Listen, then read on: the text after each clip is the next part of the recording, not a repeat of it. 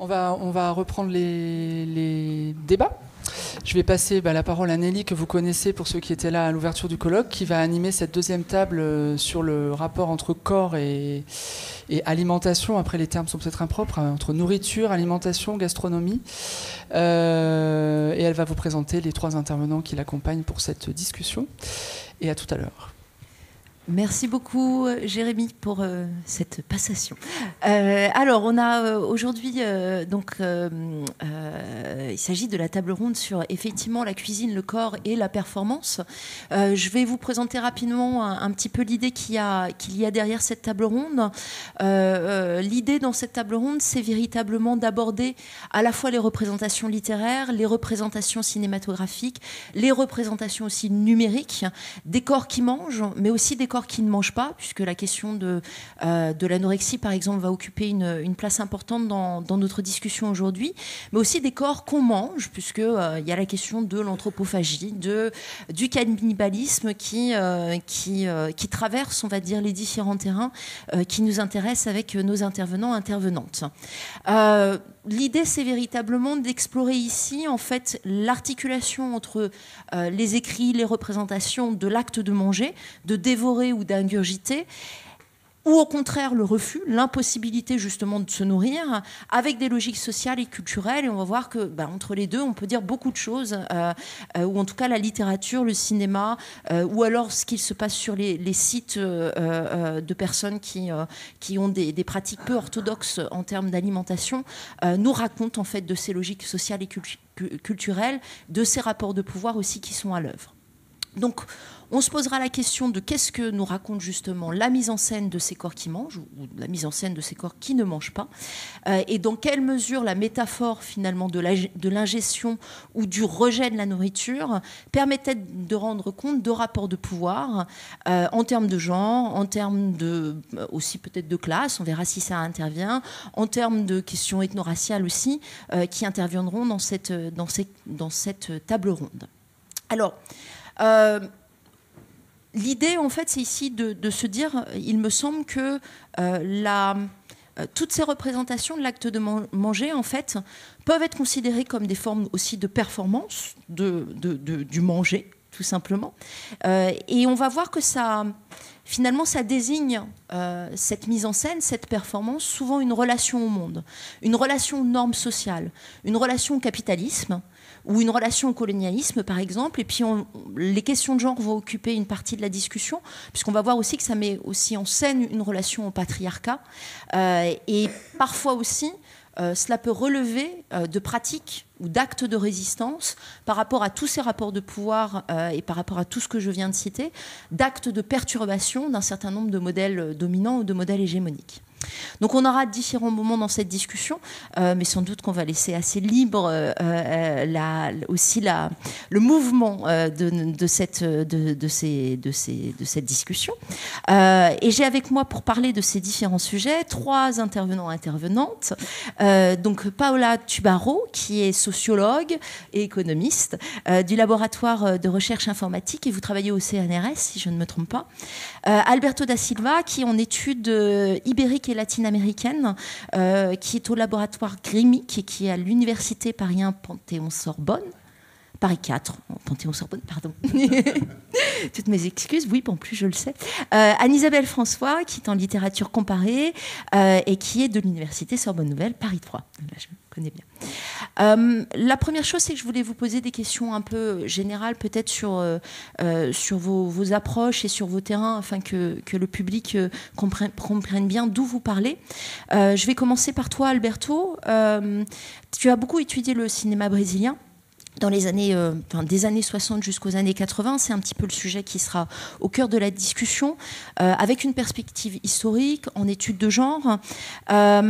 Je me demandais simplement si tu pouvais recontextualiser un peu le corpus et le type de questions que tu posais à travers ce corpus-là, et peut-être de commencer aussi à préciser quelle est la place finalement de l'imaginaire culinaire en fait dans ce corpus, puisque je sais aussi que c'est pas le corpus, il n'a pas été constitué pour travailler là-dessus, mais que cette question-là ou cette métaphore est advenue aussi à travers l'étude du corpus.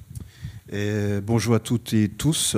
Merci aux organisateurs et organisatrices de m'avoir invité ici. C'est un plaisir. Merci à vous toutes et tous. Tout d'abord, moi, j'ai travaillé dans ma thèse sur les représentations du genre masculin et féminin dans le cinéma brésilien des années de la dictature militaire, ça veut dire 64-85, et la question de l'anthropophagie. Elle perpasse d'une certaine manière ces sujets parce que dans la culture brésilienne, si vous voulez, alors il y a cette idée des Indiens au XVIe qui étaient anthropophages et d'ailleurs il y a eu au XVIe siècle un Allemand qui est passé au Brésil, il a été capturé par une tribu Tupinamba et ensuite il a écrit un livre. Quand il est arrivé finalement, il a réussi à s'enfuir et il est arrivé en Europe. Il a écrit un livre qui est devenu un best-seller à l'époque. Et on a, si vous voulez, cet imaginaire par rapport au début, par rapport à la culture brésilienne, de l'anthropophagie. Or, alors, on a cette idée d'anthropophagie. On ne mange pas les gens. Vous pouvez être tranquille que les Brésiliens ne vont pas vous manger si vous venez au Brésil. Mais cette idée de l'anthropophagie a été reprise aux années 20. Là, on est au moment du modernisme brésilien. Et les modernistes, ils vont reprendre cette idée d'y manger dans l'anthropophagie métaphoriquement, c'est-à-dire les Brésiliens, l'idée de brésilianité, elle passe par l'effet de manger, avaler la culture européenne, la culture indigène, des Indiens qui étaient au Brésil avant l'arrivée d'Européens, et la culture africaine. Donc c'est une proposition, si vous voulez, théorique pour repenser la question de l'identité brésilienne, l'idée de manger métaphoriquement. Et donc ça paraît aux années 20 dans la Semaine d'art moderne à São Paulo. Et ensuite, cette idée elle est reprise à plusieurs fois dans l'histoire du Brésil, notamment aux années 60.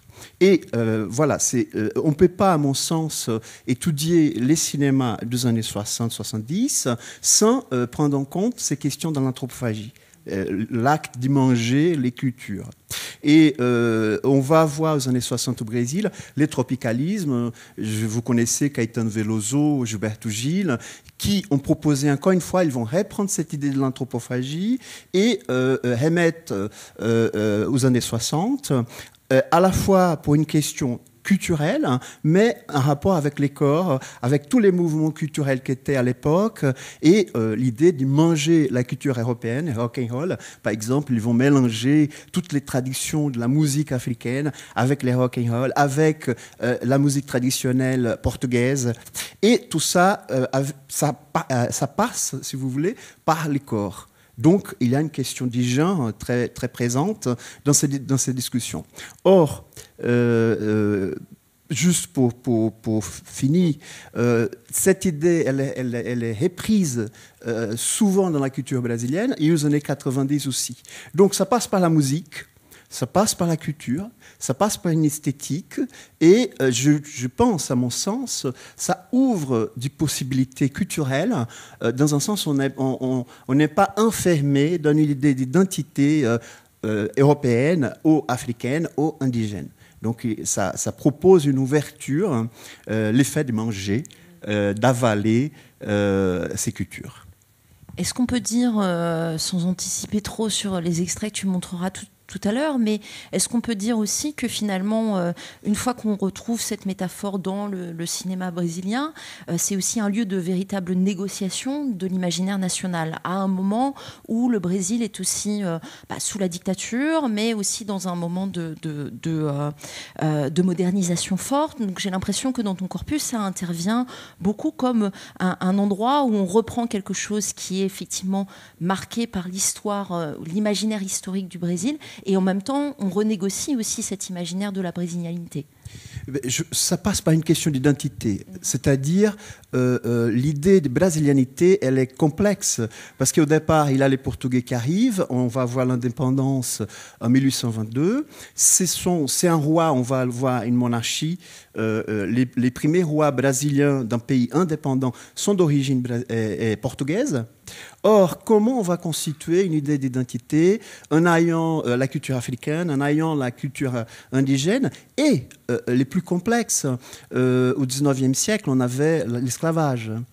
Et les Africains qui ont été obligés d'aller au Brésil en tant qu'esclaves, ils vont faire partie de cette culture. Mais comment on va insérer cette culture africaine dans l'idée d'identité brésilienne si eux étaient des esclaves? Donc c'est très complexe. Ça, on va résoudre d'une certaine manière aux années 20. Et ça, c'est la quête de l'identité, de repenser la question de l'identité brésilienne, les années 20, les années 60. Donc, repenser cette identité multiple, il n'utilisait pas ces mots, mais multiculturelle, et ça passe par cette idée de manger toutes ces cultures. Mais je pense qu'aujourd'hui, on est dans un autre débat. Même si on va reprendre cette idée de l'anthropophagie souvent, notamment à travers la musique.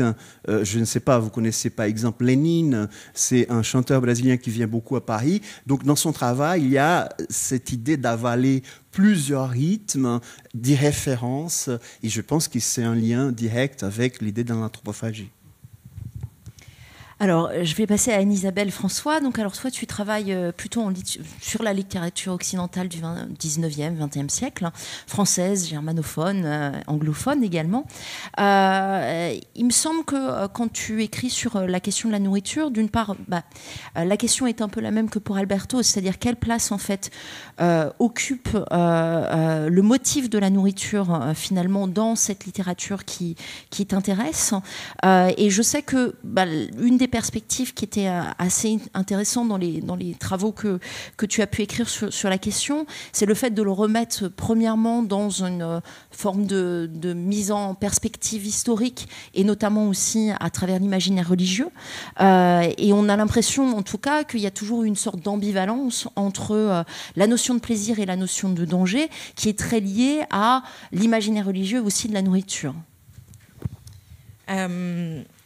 Alors, effectivement, je crois que la question de l'archéologie des images, des imaginaires, aussi évidemment tout le travail de la langue, hein, voilà, quand on travaille sur des textes littéraires, c'est quelque chose qui est assez fondamental. Et d'ailleurs, à ce propos, moi, je conseille à tout le monde de lire le Manifeste anthropophage d'Oswald de Andrade. C'est un texte formidable. Enfin, voilà. Bon, c'était juste pour rebondir directement sur mon voisin, mais c'est effectivement tout l'enjeu qu'il y a de alors, certes, la nourriture, elle est concrète, on la mange, voilà, parce qu'on en a besoin pour survivre, mais de voir aussi à quel point ça travaille fondamentalement notre rapport, effectivement, aux représentations, à la culture, et qu'il y a ce jeu constant de littéralisation de métaphores et de métaphorisation de réalités concrètes, voilà.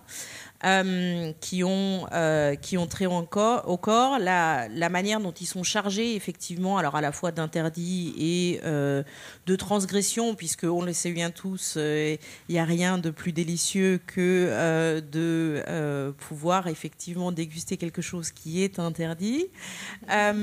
Et donc, c'est le fait d'avoir ce site-là, hein, tel qu'il s'exprime effectivement dans les fictions, donc en particulier dans les fictions littéraires, dans la langue. Enfin voilà, ne serait-ce que toutes les expressions qui ont trait à ce ventre qui serait potentiellement notre deuxième cerveau, hein, donc avoir des papillons dans le ventre, avoir le ventre dans les talons, montrer ce qu'on a dans le ventre, enfin tous ces éléments-là, bon, qui ont trait fondamentalement certes au ventre mais pas à la nourriture, hein, et donc de réfléchir effectivement sur alors à la fois le poids de cette réalité physiologique absolument fondamentale, mais la manière dont elle va être travaillée effectivement pour rendre compte alors d'identité culturelle, d'enjeux géopolitiques, d'identité de genre, et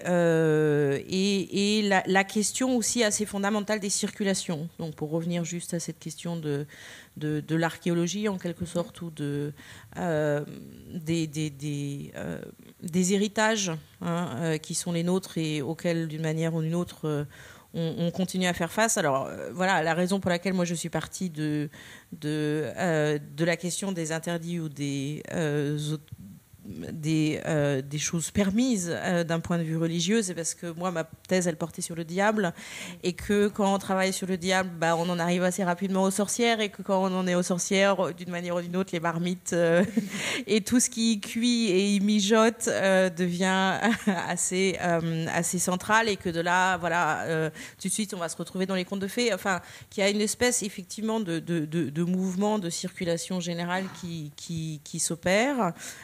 Et que tous ces corps textuels, pour le coup, je pense que le fait de parler de corpus, en fait, et ça c'est très bien choisi dans une certaine mesure, c'est en fait pas évidemment interroger seulement la question de la nourriture, c'est interroger plus généralement effectivement un certain nombre d'enjeux et de traits socio-linguistiques et tels qu'ils se traduisent notamment dans la question du langage. Oui. Mais justement, est-ce que tu pourrais élaborer un peu plus sur la question des contes de fées, en fait, de ce motif-là qui revient à travers les sorcières, etc. Alors, je pense qu'on a tous en tête des exemples de contes de fées où la question de la nourriture est assez centrale. Hansel et Gretel, Peau d'âne. Puisque voilà, il y a la fameuse recette du cake d'amour qui est quand même un grand moment. Alors, en particulier dans les versions telles qu'elles ont été recueillies originellement, donc notamment par les Grimm, par Perrault, etc. Donc dans les versions, on va dire non aseptisées. Donc c'est souvent des bouts de textes qu'on va pas trouver dans les adaptations de Grimm. Les enjeux effectivement d'existence en tant que tels, et d'identité et d'intégrité des personnes se traduisent précisément par des jeux qui sont des jeux de prise de pouvoir par l'ingestion, l'appropriation, ou au contraire le fait de soi-même pouvoir consommer un certain nombre de produits. Et donc ces différentes transgressions, puisqu'encore une fois, c'est cette idée aussi de pouvoir suivre des parcours initiatiques qui mènent vers une forme d'autonomie, donc que ce soit le Petit Poucet, encore une fois, ou les différents ogres et ogresses, et Hansel et Gretel et les sorcières, etc. La nourriture est effectivement un des sites principaux qui permet d'exprimer ça aussi par son rapport très immédiat pour tout type de public, puisque évidemment la question du lectorat ou des auditeurs et des auditrices plutôt jeunes, mais pas exclusivement, est assez centrale, et que oui, ces deux enfants, donc Hansel et Gretel, qu'on les attire par une maison qui est intégralement une maison faite de nourriture avec les fenêtres qui sont en sucre, et que la méchante femme qui y habite, elle n'a qu'une envie évidemment, c'est de les engraisser pour ensuite les pouvoir les faire cuire d'abord, mais elle les mange pas crus, les manger, et puis de toute façon elle finit pas par les manger parce que malins comme ils sont, ils réussissent à s'échapper. C'est bien une manière aussi de dire que voilà, ce rapport très primaire, très fondamental que nous connaissons tous à la question de la subsistance, de la survie, il s'exprime exemplairement effectivement à travers le manger et le être mangé dans ce cadre spécifique que sont les contes de fées occidentaux en l'occurrence. Alors, la transition est toute faite. Paola Tubaro, alors vous avez surtout travaillé, vous êtes là notamment au titre d'un projet que vous avez porté avec Antonio Gasini, qui s'appelle Anamia, et qui est un projet qui travaille beaucoup sur les communautés en ligne Ana et Mia. Donc vous allez sans doute nous expliquer quelles sont ces communautés. Mais en gros, c'est un projet qui parle de la question des troubles alimentaires et qui s'intéresse au type de discussion, et puis qui a fait toute une série aussi d'entretiens avec les personnes concernées. Et il s'agit véritablement d'aller vers la question, de questionner ce qu'on a appelé le phénomène pro-ANA, qui a été vu comme un phénomène en partie de promotion de l'anorexie, et finalement vous mettez en discussion à travers votre étude cette idée d'une promotion de l'anorexie ou de pratiques à risque qui sont beaucoup plus complexes quand on va voir de près. Est-ce que vous pourriez nous dire qu'est-ce qui a finalement présidé un peu à ce projet, qu'est-ce qui a présidé à votre rencontre avec ces sites et de quoi ces sites sont faits en fait? Quel est leur intérêt? Oui, tout à fait. Merci Nelly de cette introduction. Effectivement, on a commencé à s'interroger sur ce phénomène à la suite de la première des 2 tentatives qu'il y a eu en France d'émettre ces sites web hors la loi. C'était en 2008 et à un moment, il y a eu l'inquiétude que des sites soi-disant promouvant l'anorexie ou des troubles alimentaires en général seraient en train de se répandre très rapidement et pourraient avoir des effets négatifs sur les gens qui les verraient, notamment des jeunes, des adolescents. On sait que les troubles alimentaires, ça peut commencer à un âge très jeune. Et du coup, la préoccupation, est-ce que pour éviter ce risque, il ne vaut pas mieux interdire cela? Et nous, on s'est intéressé de cela d'un point de vue des chercheurs en sciences sociales, c'est-à-dire que nous, on n'est pas médecins, on n'a pas une perspective clinique, mais on a pensé, tiens, là, c'est des lieux où les gens se retrouvent, interagissent, voient des pairs, qu'est-ce qui se passe vraiment? On a essayé de regarder à ces moments-là ce qui avait été déjà étudié, c'était principalement aux États-Unis que des choses avaient été faites parce que le phénomène était nouveau en France, venait d'arriver. Et en fait, on n'en savait pas grand-chose, à part regarder les contenus, les gens savaient pas trop qui était derrière, qui étaient les personnes derrière, qu'est-ce qu'ils faisaient. Et du coup, on s'est dit, allons faire ça, allons un peu au-delà de la surface de ce qu'on peut lire sur ces pages web, allons voir les personnes derrière, avec qui ils parlent, de quoi ils parlent, est-ce que s'ils mettent des images ou des propos choquants, parce qu'il y a quand même des propos choquants au sujet de l'anorexie qui devient Anna, qui est un prénom en fait des femmes personnifiées quelque part, et la boulimie qui devient Mia. Qu'est-ce qu'il y a derrière tout ça? Et donc l'effort du projet qui a été mené entre 2010 et 2013, essentiellement, a été vraiment d'aller un peu derrière la surface, aller voir les gens, aller les interroger et essayer de comprendre de plus près qui ils sont, qu'est-ce qu'ils font. Et en fait, les résultats ont été plutôt surprenants. Toute l'attention, alors il y a plusieurs choses, mais déjà toute l'attention mise dans les débats publics sur l'anorexie c'est justifié jusqu'à un certain point, mais pas complètement. C'est-à-dire que le spectre des troubles alimentaires est très vaste. Et si l'anorexie est celui qui est plus connu et qui est aussi le plus dangereux en soi, parce que c'est parmi les troubles mentaux, c'est celui qui a le taux de mortalité le plus élevé. Donc, il y a bien des raisons d'être inquiet. Mais il n'y a pas que ça, il y a une diffusion des troubles moins visibles, peut-être moins prononcés, peut-être moins dangereux en soi, mais qui signalent quand même un mal-être et un rapport avec la nourriture. Et là, j'en viens plus directement au thème de la journée d'aujourd'hui. Le rapport avec la nourriture est pas orthodoxe, on va dire, est problématique d'une manière ou d'une autre. La boulimie, c'est aussi un exemple assez connu. Après, il y a toute une famille de troubles mixtes, des phases qui passent de l'anorexie à la boulimie, qui ne sont pas vécues de la même manière par les gens. Certains sont acceptés plus ou moins, d'autres sont vécus avec honte, d'autres avec douleur, d'autres avec préoccupation. Au fond, le fait pour ces personnes de se retrouver en ligne, de retrouver des pairs, d'autres qui sont peut-être pas dans la même ville, pas dans le même quartier, mais qui souffrent le même problème et qui peuvent pas en parler à leur entourage proche parce qu'il va pas comprendre. Le fait de pouvoir rencontrer en ligne quelqu'un qui vit la même situation ailleurs les aide beaucoup.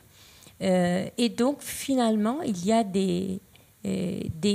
c'est des espaces qui sont plus d'entraide et d'écoute réciproque que de revendication et qui sont un lieu d'expression d'un mal-être, d'un rapport difficile à la nourriture qui a du mal à s'exprimer ailleurs, en fait. Et ça, je dirais, c'est en quelques mots l'essentiel. C'est intéressant parce qu'il y a quelque chose qui est d'un déplacement total, en fait, on a l'impression sur ces sites, de l'idée du plaisir de la nourriture ou de cet imaginaire du partage. Donc je me demandais comment justement les discussions redéfinissent peut-être cette notion du plaisir. Est-ce qu'elle émerge aussi, finalement? Parce que vous dites que c'est effectivement un rapport peu orthodoxe ou problématique, mais on peut s'interroger sur qu'est-ce qui fait qu'on va quand même en ligne et où se situe le problème, justement. Donc, comment vous décririez cela? Oui, effectivement, je crois que c'est une excellente question parce que ce qu'on ne voit vraiment pas dans ces sites, dans le discours des gens qui sont derrière, c'est vraiment le plaisir lié au manger, qui peut être lié au manger d'une manière ou d'une autre. On ne le voit vraiment pas. Manger est une souffrance. Si vous ne voulez pas... vous voulez pas manger parce que vous voulez maigrir, parce que vous êtes anorexique, la soirée pizza avec les amis, c'est un problème énorme. Et en fait, la plupart des gens, finalement, finissent par pas y aller du tout pour pas faire en sorte que les autres remarquent que vous êtes le seul à pas commander de pizza et qu'ils ne vous posent pas la question, mais qu'est-ce qui va pas? Mais du coup, une pizza ratée et puis une autre pizza ratée, ça fait que les gens s'isolent. Donc, le rapport à la nourriture s'exprime comme un problème, que ce soit pour éviter de manger. J'ai du mal à faire en sorte de vraiment manger qu'une salade par jour, parce qu'après j'ai faim et je ne sais pas comment faire. Ou bien c'est un rapport problématique, on n'arrive pas à tenir en fait, et du coup on fait une crise, ce qu'ils appellent une crise. C'est une crise de boulimie où on dévore tout ce qu'il y a dans le frigo et puis on se sent coupable, on se sent mal et on a recours à des remèdes absolument passants, type les vomissements et les laxatifs pour se débarrasser de ça, et ça enchaîne des cercles vicieux auxquels il est difficile de s'échapper. Donc c'est vraiment un tiraillement entre différentes formes de rapport à la nourriture qui pose tout problème pour une raison ou une autre. Mais ce que ces sites peuvent apporter aux gens, ce qui est un peu paradoxal par la nature des propos qu'on y trouve, c'est quand même de retrouver une petite forme de partage, au moins de partage de son expérience, de son vécu, de ses problèmes, avec des gens à qui on peut dire « j'ai fait une crise, je suis très mal », mais l'autre dira « oui, écoute, ça arrive, ça ira mieux demain ». L'autre ne jugera pas parce qu'il ou elle sait ce qui se passe, sait ce que ça veut dire, et va pas reprocher un mauvais comportement ou quelque chose qu'il n'aurait pas fallu faire. Et c'est ce sens de retrouver un lieu où pouvoir parler d'alimentation, même d'une manière, on va dire, bizarre, qui est peut-être le début de quelque chose de bien et qu'il faut peut-être exploiter pour aider ces personnes à retrouver un rapport plus normal, plus sain, du moins, avec l'alimentation. Il y a quelque chose qui est assez similaire, je trouve, dans vos trois approches et dans vos trois terrains, même s'ils sont très différents. Je crois que c'est la question véritablement de l'excès. C'est un excès dans le manque, un excès à travers soit la question du banquet, soit la question du manque, on va y revenir avec Anne-Isabelle, et parfois aussi l'excès, carnavalesque qu'il peut y avoir dans le cinéma brésilien. Alberto, je me tourne vers toi. Je sais que tu as prévu de présenter notamment peut-être un de ces exemples de ce que tu appelles, alors dans ton ouvrage, tu parles d'une forme d'anthropophagie moderniste et d'esthétique tropicaliste. Je te cite dans le texte, à propos d'un film de Joaquim Pedro, Macunaíma, dont tu as quelques images à nous montrer. Et il me semble que dans ce film, en tout cas, il y a quelque chose qui est de l'ordre presque du travestissement, du carnaval aussi, et d'un excès. Je te laisse nous présenter ces quelques extraits. Juste une précision, lorsqu'on trouve l'anthropophagie chez les Indiens au XVIe, c'est pas pour manger nourri. et ça c'est important de le dire, c'est l'idée d'acquérir le savoir, acquérir la force de l'ennemi. Donc il y a tout un rite qui est mis en place pour ces rites d'anthropophagie. Donc ce n'est pas l'idée parce qu'ils avaient faim, et ça c'est intéressant d'y penser. Alors, cet extrait qu'on va voir, c'est un film qui date de 1969, c'est un classique de cinéma brésilien, et c'est pendant la période plus difficile de la dictature militaire. Et en effet, c'est une adaptation d'une œuvre moderniste, un classique moderniste de Mario de Andrade de 1928, et Joaquim Pedro Andrade, ils ne font pas partie de la même famille.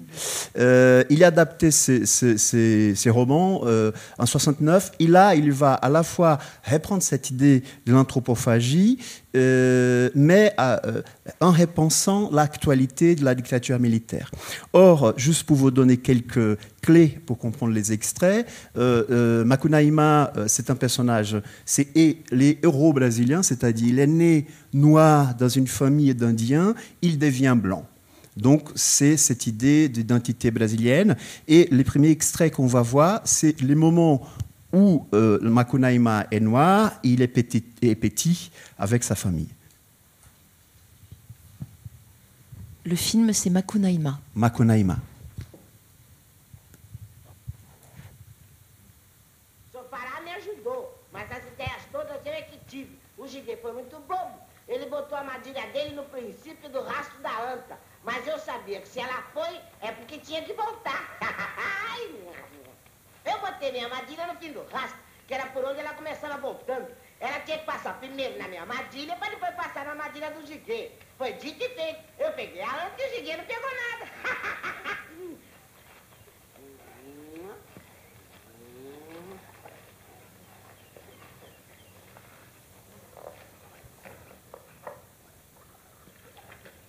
A senhora primeiro, mãe.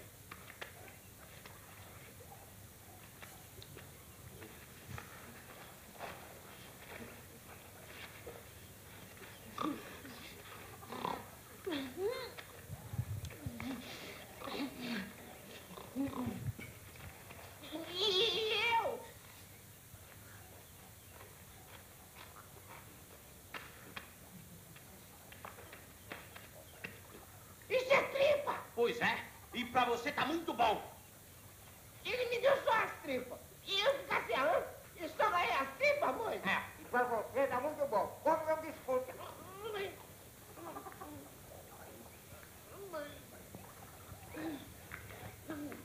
Tadinho. Donc là, alors vous avez vu Macunaíma joué par Grande Otelo, un grand comédien noir, les premiers grands vedettes noires du cinéma brésilien. Alors, dans ces petits extraits, on voit l'acte de manger, et on peut penser trois choses. Tout d'abord, les carnavalesques, les grotesques, dans cette mise en scène proposée par les réalisateurs. Et Macunaíma est rusé. C'est ça, en fait, qui va décrire d'une certaine manière ce personnage avec cette brésilianité qui va s'y débrouiller, un débrouillard rusé, comme on peut voir dans les petits extraits. Alors, il y a une question de manger dans la culture brésilienne. Si on dit dans une langue familière manger quelqu'un, ça veut dire baiser quelqu'un. Donc moi, je suis mangé pour quelqu'un. Il y a cette connotation dans un contexte familier. Dans l'argot brésilien, ça veut dire une connotation sexuelle. Or, dans les films, et je trouve qu'il est intéressant pour ça, c'est-à-dire, à cette époque, on va voir Macunaíma, il y a l'acte de manger la nourriture, mais il y a l'acte sexuel. Les hommes mangent sexuellement les femmes, et dans ces films 69, les femmes mangent les hommes sexuellement. Donc je trouve qu'elle est intéressante. Et là, c'est une proposition, à mon avis, très intéressante à cette époque de la part du réalisateur, d'y repenser cette idée de manger. Parce que quand on dit manger dans une connotation sexuelle, on renvoie plutôt aux femmes. Je vais manger une telle, une telle, une telle. Or, dans les films, les femmes mangent makunaïma, tous mangent tous. Donc il y a cette idée, dans cette libéralisation sexuelle des années 60, pendant la période de la dictature militaire. Donc là, c'est un film très important parce qu'il propose cette libéralisation dans un moment de dictature légitimée par l'idée des familles traditionnelles, patrie, Dieu, etc., etc. Alors, je vous propose de voir un deuxième extrait de Makunaïma. Alors, vous allez voir, Makunaïma, il est blanc. Il va devenir blanc. C'est vers la fin du film. Alors, c'est intéressant parce que vous allez voir, Makunaïma, elle est habillée en vert, bleu, rouge et blanc. C'est les drapeaux brésiliens. Et en effet, Makunaïma, il va, si vous voulez, récupérer une pierre précieuse du géant. Il a, encore une fois, il a les gros textes, il y a les ogres. Et les géants, il va représenter le capitalisme. Donc, il y a cette représentation de ces films. Et ensuite, je vais vous expliquer ce qu'ils vont manger. Je demande, s'il vous plaît, de montrer l'extrait.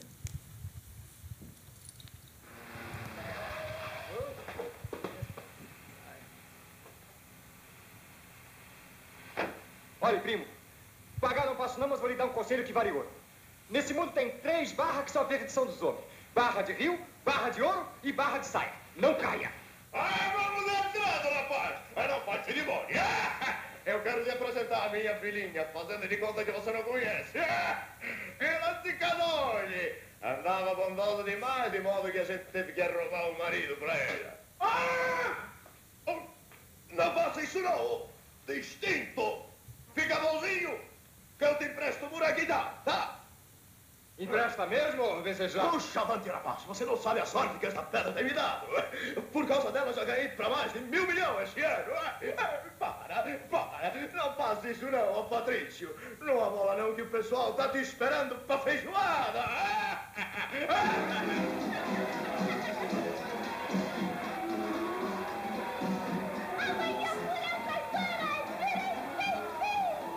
Eu também sou nosso também.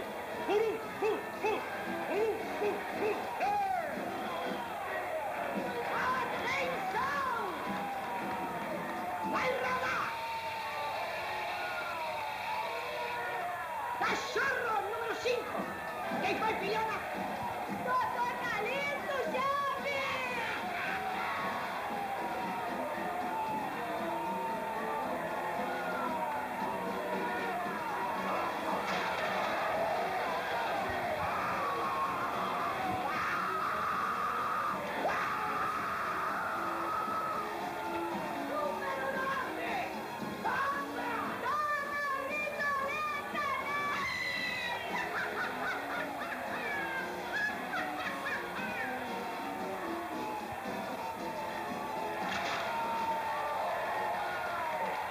Agora, sobe aqui no balanço, pra você ver como é engraçado, Não quero não, Vencejão. Com preguiça, balança que é gostoso, Eu até que nem sei balançar, sabe? Era você primeiro pra me ensinar como é que é. E eu nada, rapaz, você é fácil que nem beber água. Sobe que eu te balanço. Vai!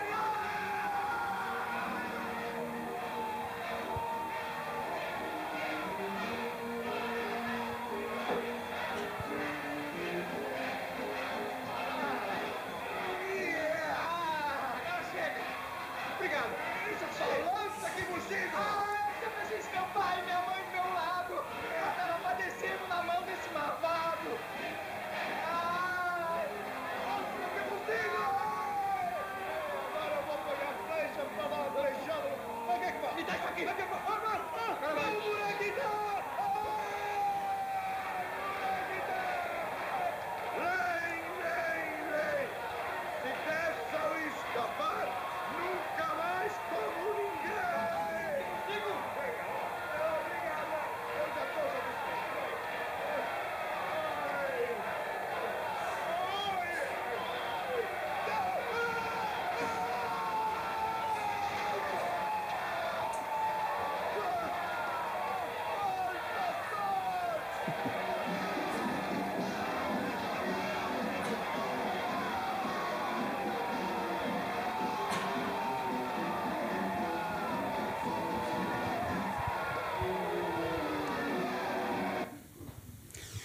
Eh bien, Merci pour cette scène qui Voilà. nous a mis en joie et en appétit.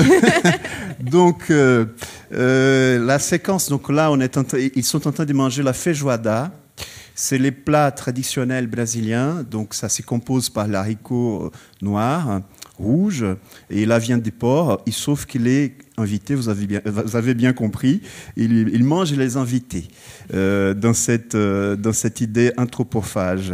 Alors, c'est intéressant parce que Joaquim Pedro de Andrade, le réalisateur, à la fois, il va repenser cette idée de brésilianité, de manger la culture et s'y manger, ils mangeaient tous, mais à la fin du film, là on va vers la fin du film, Macunaíma, il a mangé une culture des années 60-70 où il y a la consommation, le consumérisme qui arrive, et Macunaíma, il va manger ça, c'est-à-dire il va manger la télévision, tous les électroaménagés. Et d'ailleurs, les réalisateurs, il y a un regard très critique par rapport à par rapport à ces consumérismes. Et Macunaíma, il rentre à la campagne avec tous ces électroaménagés et à la fin, il meurt mangé par la terre. Donc c'est intéressant aussi encore. On continue dans cette idée d'anthropophagie. Il est mangé par la terre. Alors on va revenir, je pense, sur cet extrait, notamment parce qu'elle pose aussi des questions qui sont plus centrales dans ton travail en termes de genre. Mais avant, je me tourne vers Anne-Isabelle. Il y a la question du banquet qui est assez important, me disais-tu, par rapport à cette question d'ambivalence entre l'excès, le renversement des normes. Je me demandais quelle était cette fonction ou la fonction du banquet, justement, dans les différents écrits que tu as pu analyser, et comment, justement, c'est un moment de possible renversement.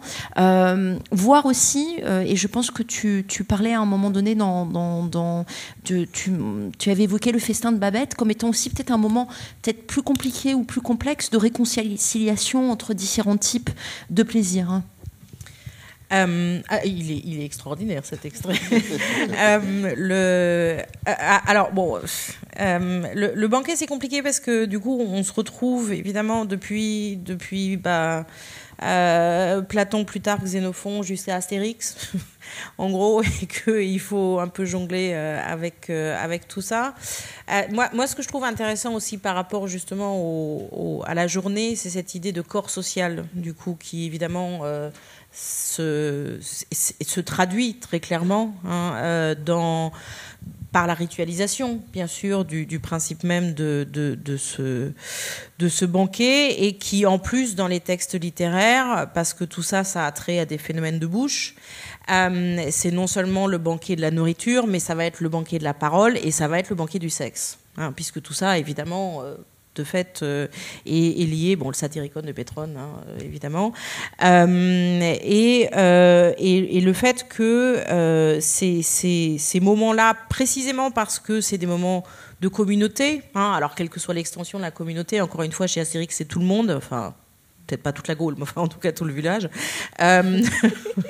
et jusqu'à des versions plus restreintes, mais que en tout cas très clairement quand même cette idée du corps social qui se regarde lui-même et qui se met en scène et qui se performe en tant que corps, au sens là encore une fois propre, dans ces moments-là, par la ritualisation, par les interactions entre les différents personnages, c'est très important. Et donc juste pour revenir effectivement sur le cas du festin de Babette, alors qui est donc une nouvelle de Karen Blixen, et par ailleurs ça a été c'est toujours un très beau film avec Stéphane Audran. Ce qui est très intéressant dans le cas de ce banquet-là, parce que dans la tradition, on va dire judéo-chrétienne, qui nous marque en partie quand même assez fortement, et qui évidemment se joue pas du tout de la même façon chez Platon, il y a quand même cette idée que toute forme d'excès est rituellement permis en temps de carnaval, c'est ce qui se passe chez Rabelais, mais parce que c'est prévu par la société comme un temps d'excès permis de transgression, de défouloir, avant le carême, évidemment, et le retour à une forme de mesure, de normes. Voilà, donc le défouloir que constitue ce banquet-là. Et que, donc, dans le festin de Babette, en fait, ce qui se joue, c'est que donc cette cuisinière, puisque elle est la Babette en question, elle a été à la tête d'un très grand restaurant à Paris sous la Commune, donc qui s'appelle Café Anglais en plus. Mais elle a dû quitter donc son poste du fait des événements politiques. Donc elle se retrouve à être la cuisinière en fait de 2 sœurs qui sont les filles d'un pasteur de la version la plus rigoriste du protestantisme dans un fjord venteux et très à l'écart. Et donc, elle se retrouve effectivement à être la cuisinière d'une petite communauté qui a été fondée donc, par ce pasteur-là et qui précisément refuse toute forme de plaisir de chair, quel qu'il soit. Que ce soit évidemment par la nourriture ou par la sexualité, etc. Et Babette réussit en fait à restaurer ce qui était totalement absent de cette communauté, bien qu'elle ait été fondée sur des principes religieux de partage, de communauté, mais qui s'est asséchée au sens propre du fait de cette absence aussi de véritable communauté, donc d'esprit de spiritualité. Donc elle gagne au loto, et donc c'est en gagnant cette somme faramineuse qu'elle compose pour toute la communauté un formidable repas.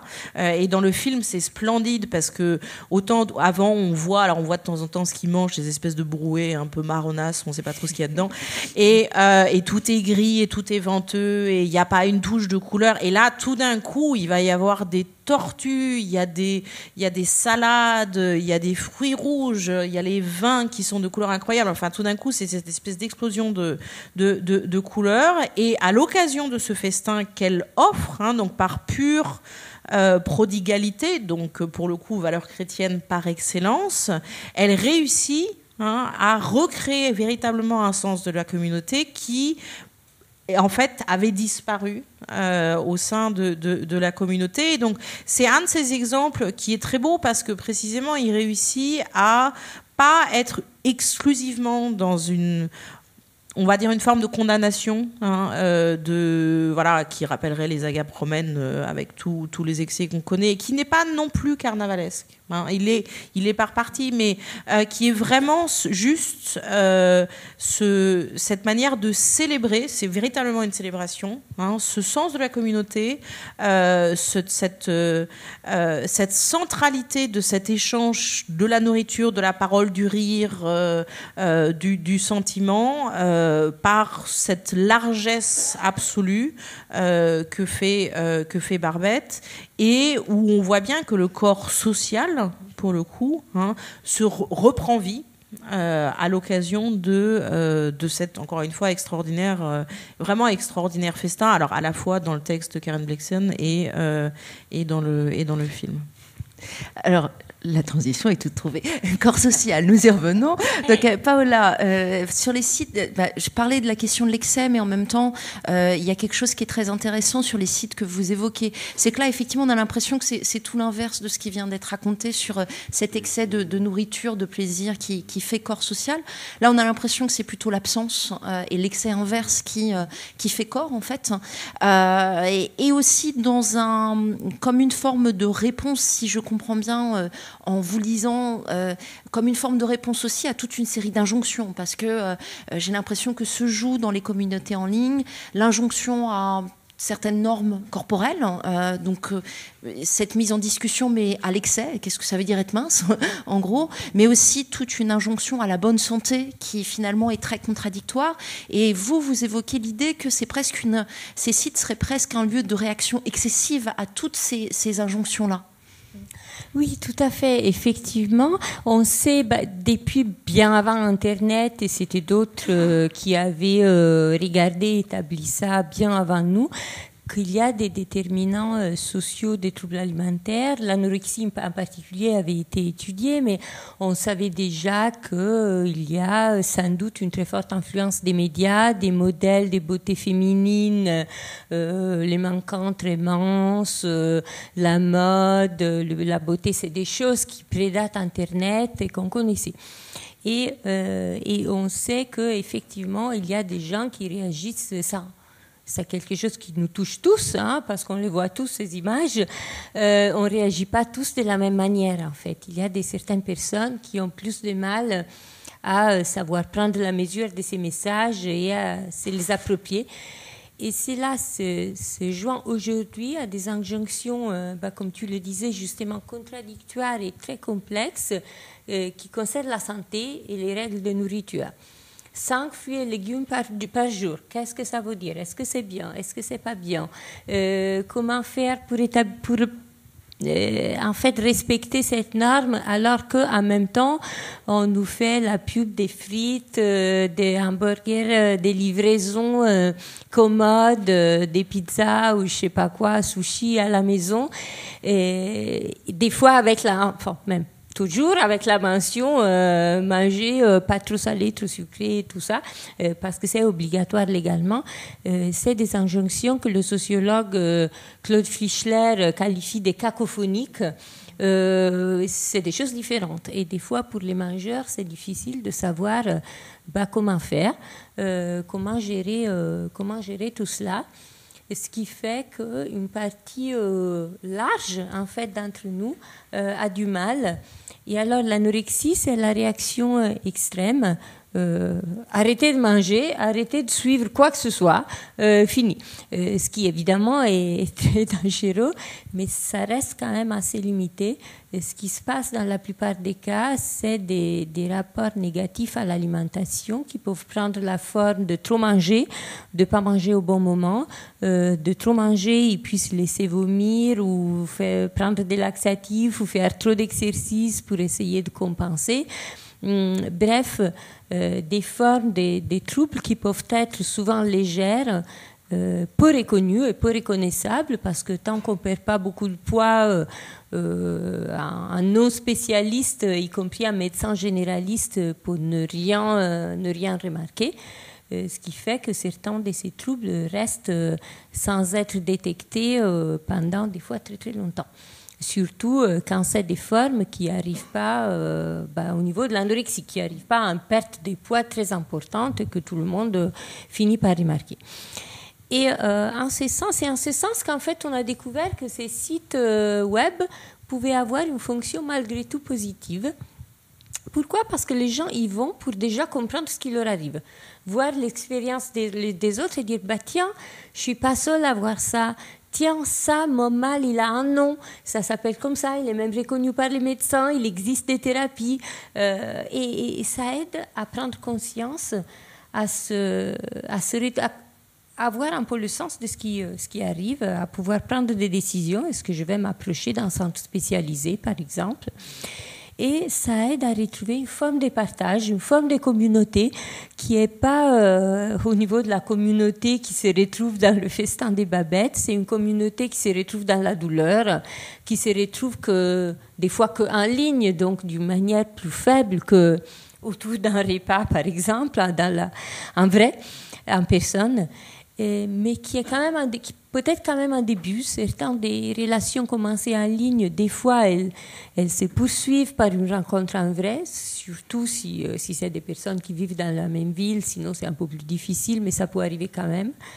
Et c'est donc là qu'en fait des sites qui même ont des propos choquants pour le non-initié peuvent se retrouver à avoir quelque part paradoxalement une fonction positive, une fonction de début d'un parcours de prise de conscience et, dans les meilleurs des cas, de soins.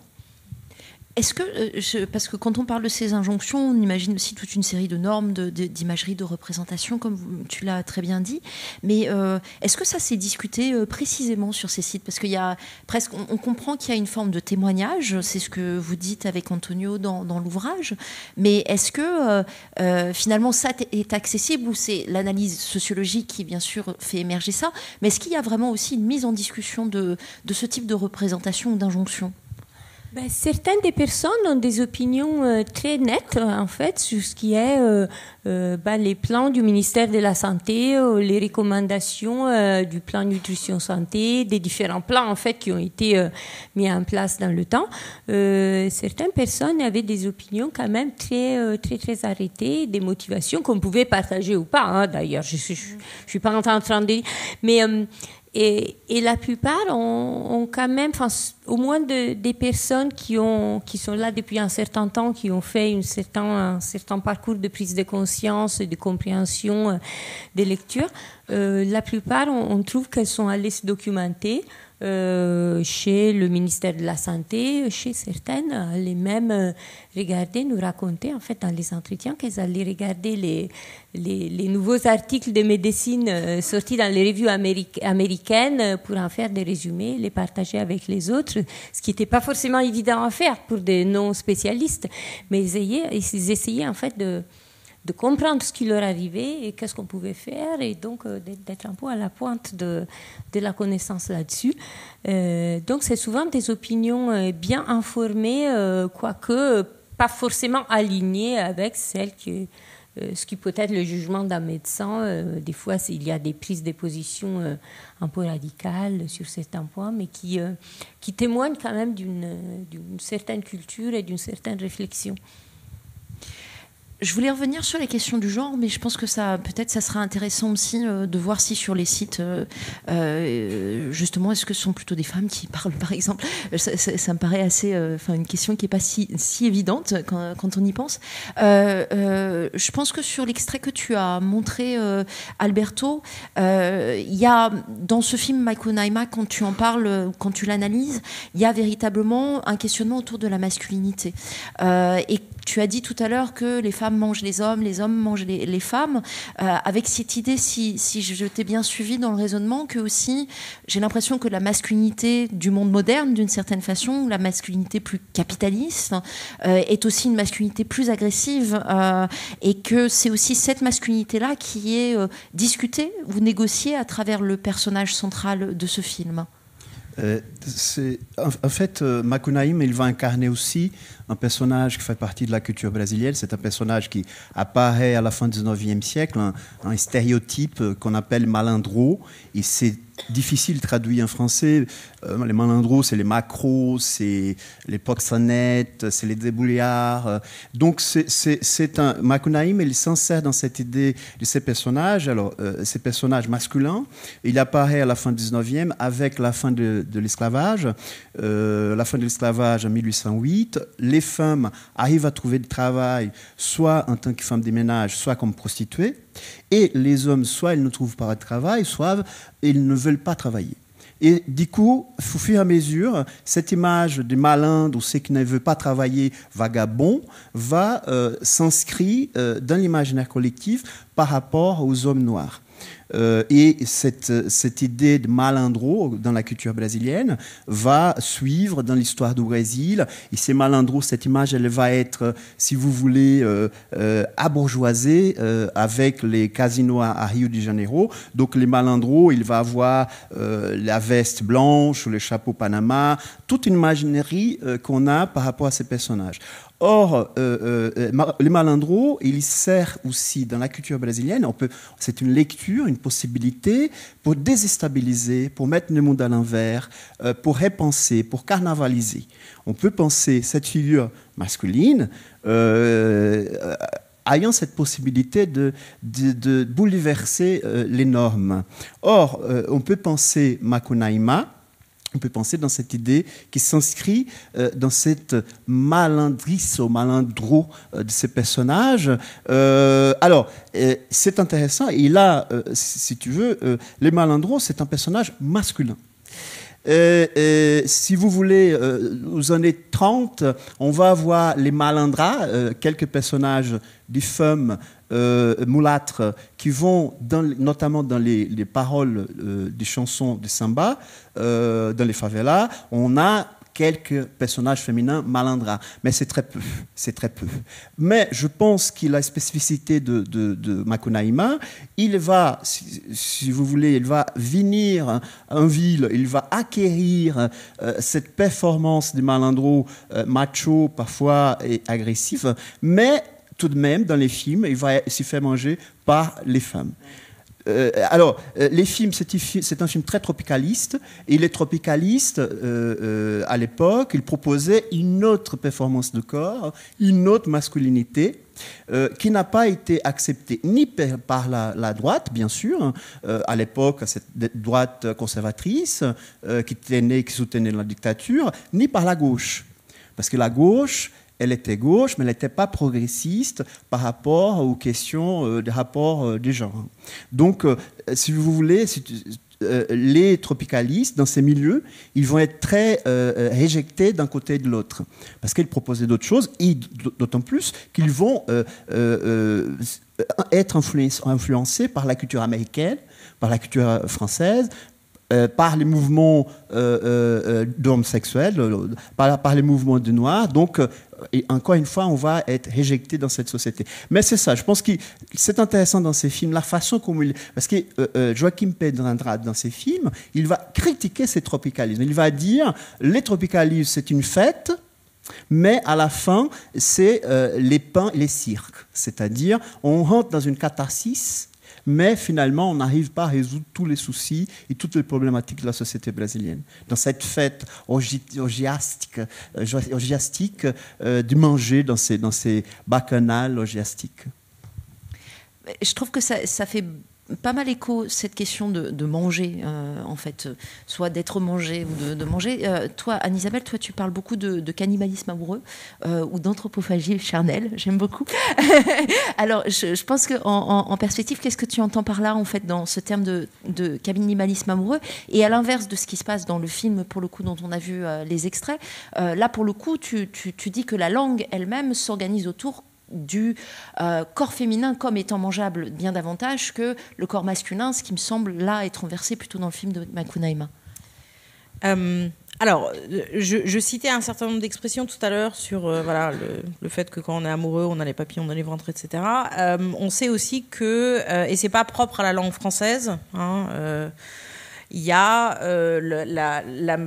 l'imaginaire de la nourriture et de la consommation en général qui traverse très largement le désir amoureux. Donc Bataille disait de toute façon que le baiser c'était la première étape du cannibalisme, parce que c'est aussi voilà, le fantasme de l'union absolue où on aime tellement l'autre qu'on va finir par le manger. Alors en partie des fois pour s'approprier ses qualités de courage ou autre chose, mais aussi juste parce que on est habité par un appétit dévorant, l'amour est une passion dévorante, on va manger de baiser la femme aimée, on va l'appeler ma petite caille, mon poussin, mon canard, enfin ils ont autant de choses comestibles, qu'on va retrouver ça dans des plaisanteries entre guillemets salées, du type je me la farcis, enfin bon encore une fois je vais pas être trop longue dans la liste, mais en fait quand on commence à regarder de très près, c'est vrai que il y a cette réalité-là qui se traduit linguistiquement très, très fortement et où aussi parce que ça répond à des normes et des injonctions d'hétéronormativité, pour le coup, c'est davantage les hommes qui vont consommer les femmes, donc contrairement à ce qui se passe dans ce beau film, et que cette dégustation-là, donc cette consommation de mariage, elle traduit de fait aussi, justement toutes ces impératifs, toutes ces contraintes, toutes ces injonctions de minceur, d'avoir le bon corps, par opposition à avoir le mauvais corps, sans doute plus forte pour ces femmes que pour les hommes. J'étais la semaine dernière à Strasbourg pour un colloque qui portait justement sur la question de la nourriture, enfin des identités culturelles et de la nourriture en littérature. Et alors, je vous en fais part parce que j'ai trouvé que c'était tout à fait passionnant. Il y a eu deux présentations donc, qui portaient plus spécifiquement sur les grands textes de la culture française romanesque du XIXe siècle. Tout simplement parce que voilà, la question de la nourriture y prend une place absolument essentielle. On est au moment où effectivement est totalement institutionnalisée l'idée que avant que ça devienne, ça intègre même le patrimoine immatériel de l'UNESCO, mais que la cuisine française est le summum de la cuisine, et que donc quand on regarde en fait, et ce qui est fait aussi à partir d'analyses statistiques, de l'emploi des termes liés à la question de la nourriture chez Balzac, chez Zola, dans Le Ventre de Paris, voilà. Donc dans tous ces grands textes-là, d'une part, on se rend compte que les femmes sont quasiment pas représentées en train de manger. Ce sont les hommes qui mangent. Alors après, il y a des distinctions en fonction des classes sociales selon que c'est des dîners publics ou de la cuisine quotidienne dans le privé, mais quand même, dans l'essentiel, la femme, c'est l'appétit des anges, donc on va picorer. Il y a des injonctions très précises sur le fait qu'il faut leur mettre entre les mains plutôt des écrevisses, parce que comme ça, elles mangent très, très peu, mais que ça les occupe. Voilà, et donc en fait, quand on regarde ça dans justement cette grande tradition romanesque telle a été produite au XIXe siècle, c'est très visible, encore une fois, ces femmes qui ne mangent pas, et que même dans l'emploi du vocabulaire spécifique sur la manière de manger, donc mordre ne va jamais se trouver associé à une femme. C'est uniquement associé effectivement à des personnages masculins. Donc encore une fois, cette idée que on a une. Alors je ne sais pas si c'est une consommation des figures féminines par le corps social ou plus spécifiquement dans le cadre amoureux. Donc ces effets-là d'ingestion de l'autre par des processus qui en fait sont des processus alimentaires jusqu'à effectivement des cas ultimes de disparition de ces figures féminines-là, alors qu'elles soient effectivement littéralement mangées ou que ce soit métaphoriquement, donc comme avec le cas de l'anorexie. Je veux dire, il y a quand même une littérature, notamment dans la contemporaine, sur l'anorexie qui est très important. Le premier roman, alors publié sous pseudonyme, mais de Delphine de Vigan, il porte quand même sur son expérience de l'anorexie, Jour sans fin, et où très clairement c'est aussi une manière d'essayer alors elle s'en défend maintenant, mais d'y faire face, et il y a quand même une production très très importante, je trouve, spécifiquement qui s'adresse aux jeunes filles sur ces questions-là.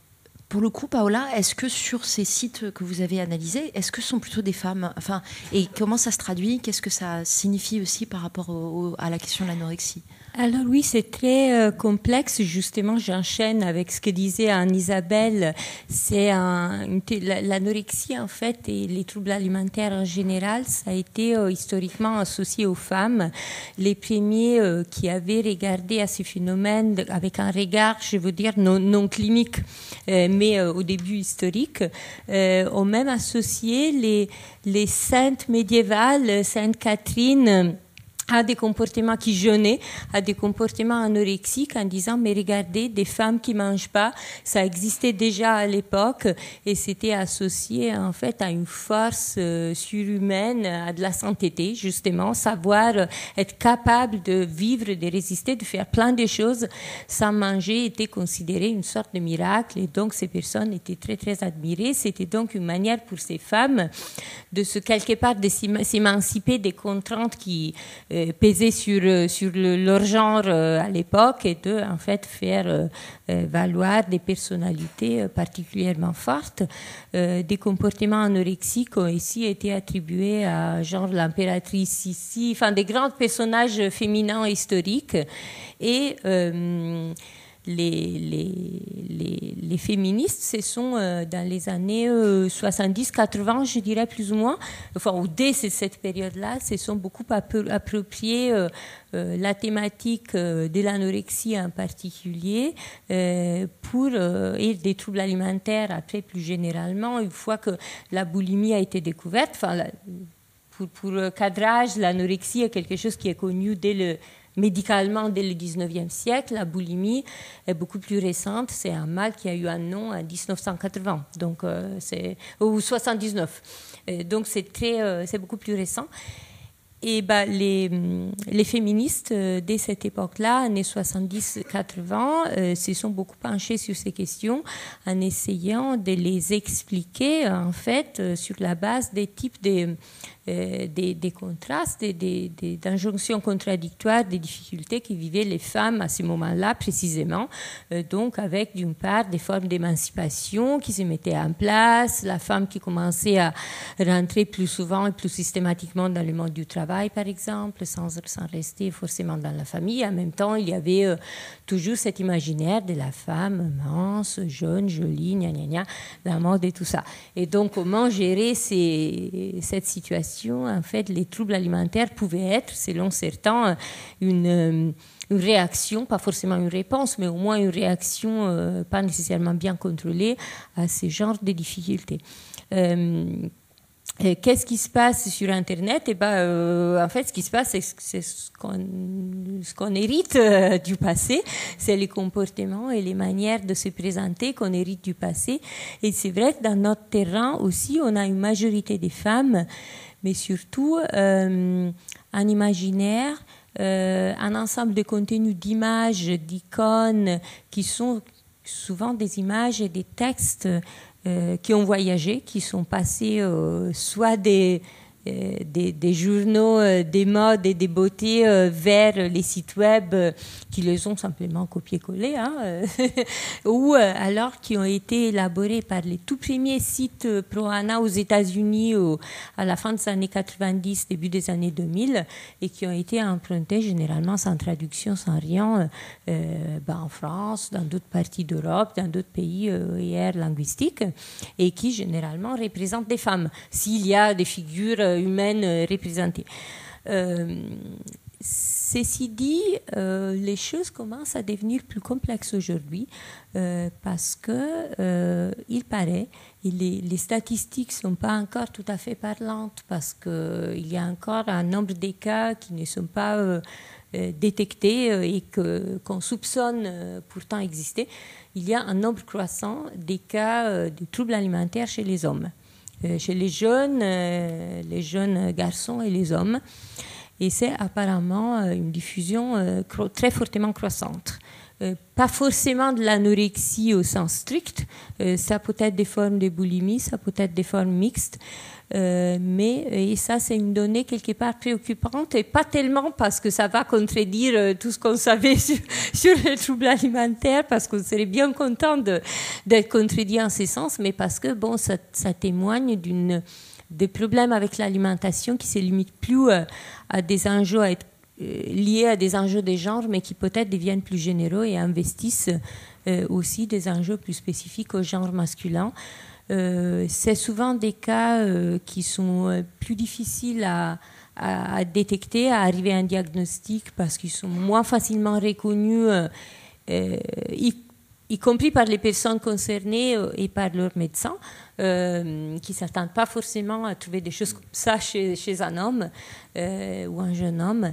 Mais il existe des cas, on a vu des sites, on a vu des blogs d'hommes qui disaient oui, j'ai une anorexie ou j'ai une boulimie et je suis un homme, et bien ça arrive. Malheureusement, il paraîtrait que ça arrive de plus en plus, même si je pense que les données épidémiologiques ne sont pas encore là pour le prouver de manière définitive. C'est un peu ce qu'on retire de nos dernières impressions, mais aussi de ce que nous ont dit les médecins, les professionnels de santé avec qui on travaille et qui ont l'impression de plus en plus d'être confrontés à des cas de ce type récemment. Donc là, il y a peut-être une manière, pas nécessairement de se dire que le genre n'a plus d'importance, mais peut-être c'est pas forcément dans les mêmes termes qu'on imaginait par le passé, que ça prend une importance différente, qu'il faut le voir différemment, et on ne sait pas encore très bien comment.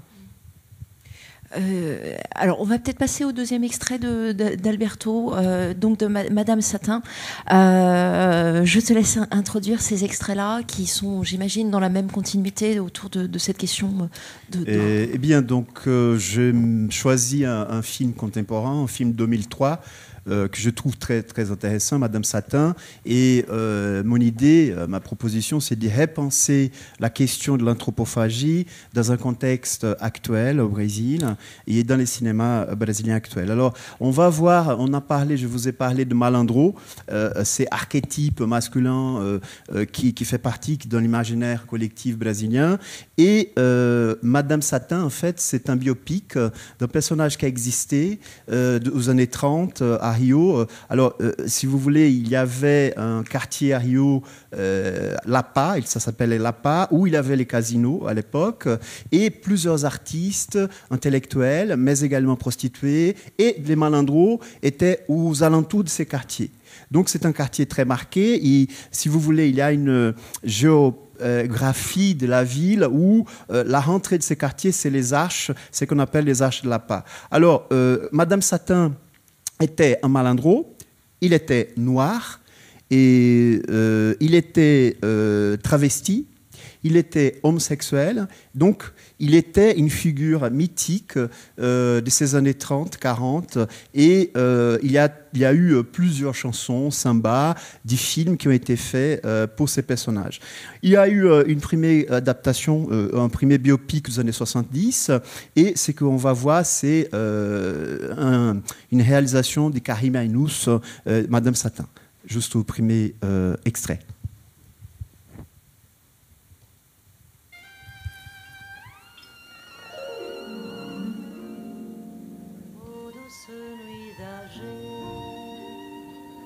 Quand la brise se lève et caresse mon rêve d'un parfum d'oranger, je voudrais que le jour plus jamais ne se lève comme la caresse brève des minutes d'amour.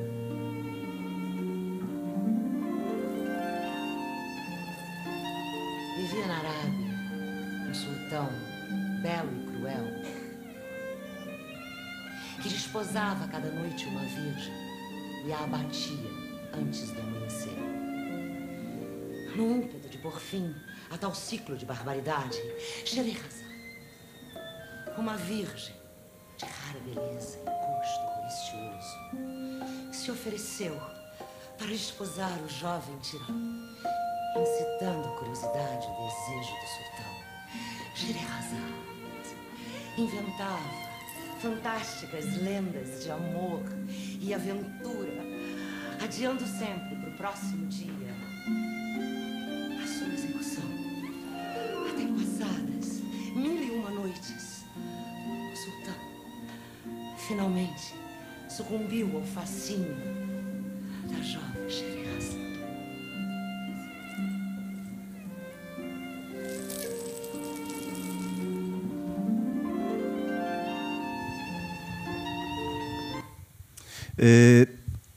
On vient de voir les premiers extraits, la première séquence du film. Lorsque Madame Satin elle est dans un espace bourgeois, dans ses cabarets, il regarde cette femme, cette actrice blanche, et qui chante en français avec une langue étrangère et raconte l'histoire de Scheherazade. Or, à la fin du film, donc cet espace, et c'est ça qui est raconté dans les films, c'est pas possible, c'est un espace pas possible pour Madame Satin. Les seuls endroits des possibilités pour lui, c'est Lapa, c'est les quartiers de Lapa, assez carnavalesque, assez avec cette idée d'anthropophagie. Et là, dans la séquence à la fin, vers la fin du film, et c'est ça qu'on va voir ensuite, Madame Satin et ça c'est ma lecture, il va manger cette culture européenne, il va manger cette culture, cette langue française, l'histoire de Sherazade, et il va, si vous voulez, proposer une idée de brasilianité. Donc je m'aimerais bien vous montrer l'extrait suivant. Vivia na maravilhosa China bicho tubarão bruto e cruel que mordia tudo e virava tudo em carvão. Pra acalmar a fera, o chinês fazia todo dia uma oferenda com 7 gatos maracajá que ele mordia antes do pôr do sol. No ímpeto de pôr fim a tal ciclo de barbaridades, chegou o Jamaci, uma entidade da floresta da Tijuca. Ela corria pelos matos e avoava pelos morros. E Jamaci virou uma onça dourada, de jeito macio, de gosto delicioso.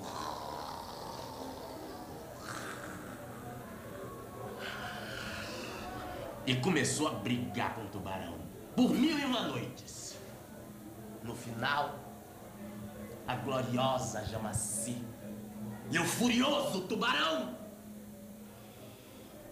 já estavam tão machucados que ninguém sabia mais quem era um e quem era outro. E assim, eles viraram uma coisa só. A mulata do Balacochê.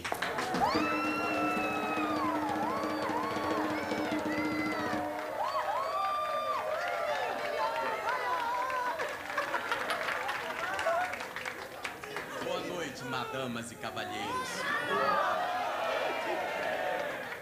quanto é que vocês pagam pela mulata do Balacochê? 2.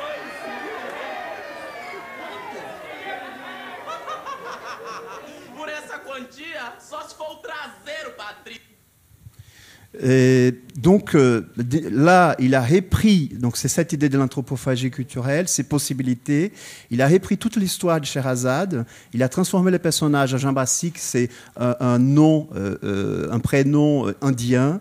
Il a ajouté la religion afro-brésilienne. Donc je pense qu'il a, là s'opère dans la culture brésilienne cette idée d'anthropophagie culturelle où on va essayer de transformer, on va engloutir tout d'abord cette culture et après on va mélanger dans une possibilité. Et c'est ça. Alors, si vous voulez, les miroirs, c'est tout ce qu'on a vu au départ dans cet espace bourgeois blanc et un espace carnavalesque à travers l'anthropophagie culturelle. Et en même temps, ça se traduit aussi corporellement. C'est-à-dire, c'est un code complètement hybride, masculin, féminin. Donc, est-ce qu'il n'y a pas aussi, finalement, là, pour le coup, il mange aussi son propre genre, en fait, à travers ça. Tout à fait. Alors, je trouve ces films remarquables parce qu'ils proposent la volonté, c'est de montrer un personnage avec plusieurs facettes. Donc, Madame Satin, elle est père de famille, Madame Satin, elle est travestie, Madame Satin est homosexuelle, Madame Satin est tout en même temps. Donc, dans une vision très queer, dans une identité qui va vers quelque chose qui n'est pas défini. Et dans cette idée, là, on a vu cette façon et cette interprétation très grotesque et presque animalesque. Et il faut ajouter aussi, avant de cette séquence, il va au cinéma, il voit un film avec l'actrice Joséphine Baker. D'accord. Joséphine Baker, excuse-moi. Joséphine Baker. Donc, Joséphine Baker, c'est un modèle d'une possibilité noire. Il va ajouter encore dans cette interprétation ses côtés animalesques, parce que Joséphine Baker avait cette performance animalesque du possible dans cette imaginerie des années 20 européens. Il ajoute tout ça. Donc, je trouve, c'est pour ça que j'ai choisi cet extrait, parce qu'on voit d'une certaine manière en pratique cette anthropophagie culturelle qui donne des possibilités d'existence. Alors ça fait vraiment le lien avec l'un des textes que tu as pas mal analysé, Anne-Isabelle, Edible Woman, la femme comestible de Margaret Atwood. Alors c'est très intéressant parce que d'une certaine façon, on retrouve la question de l'anorexie, c'est-à-dire que ce personnage féminin central dans le texte est en incapacité de manger au moment où elle se fiancie, c'est-à-dire qu'il y a vraiment aussi une forme de résistance finalement au modèle patriarcal, et en même temps à la fin elle mange un corps de femme qui est en gâteau voilà, et qui lui permet de retrouver finalement son pouvoir. Alors c'est un de ces exemples d'un type de récit qu'on trouve assez largement en fait dans la culture, pas seulement dans la littérature, dans la culture, qui est donc effectivement le fait de corps qui mangent alors d'autres corps humains, souvent encore une fois littéralement, donc soit que ce soit sous forme de vengeance, donc on va découper des enfants et les faire manger aux parents, en ragoût, soit que ce soit effectivement des histoires amoureuses, alors liées aussi à des vengeances, mais donc différents organes qu'il faut, donc vous avez ça chez Boccace, vous avez ça chez Shakespeare, etc. Et donc dans le cas du roman, c'est son premier roman de Margaret Atwood, alors justement dans une lignée féministe, très, très, très assumée. Bon. Elle n'a pas été jusqu'à montrer effectivement une jeune femme du Toronto des années 60 mangeant effectivement un autre corps humain, donc ça n'a pas été à ce point-là, mais c'est clairement cette idée-là, et où on retrouve aussi cette idée d'anthropologie culturelle que bien sûr on se nourrit des autres. Et il n'y a rien de plus naturel et d'original que se nourrir des autres, alors littéralement ou métaphoriquement. Donc c'est Valérie qui disait que le lion est fait de moutons assimilés.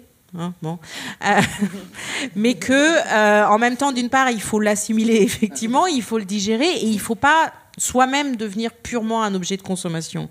Et donc le fait puisque donc là, elle en fait, cette jeune femme donc qui se fiance c'est pas un mauvais bougre, mais un gars qui veut un peu lui demander de se conformer à un idéal de jeune femme parfaite.